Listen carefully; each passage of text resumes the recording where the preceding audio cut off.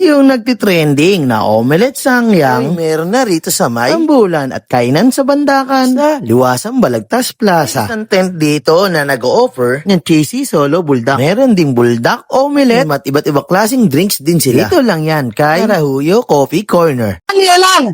Tikpan na natin to. Ulit yung sangyang muna. Okay na ba yung ating tahilan? Maganda yun. Saan ba yun?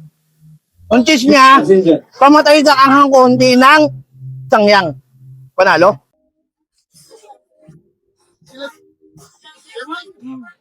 Sangyang, alam na, ahang.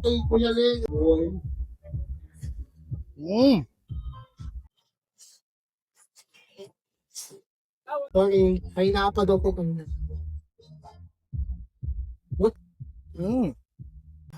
Panalo?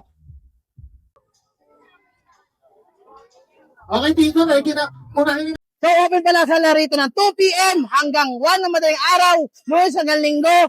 Kaya kung gusto nyo promote sa online, chat ko lang po sa page sila. Nandiyan lang sa baba. Kaya kayo dyan. Mukhang mabisa to.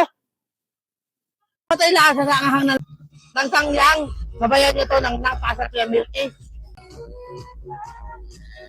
Pag tumayo kayo rito, puntahan yung butika. Napasat na po sila.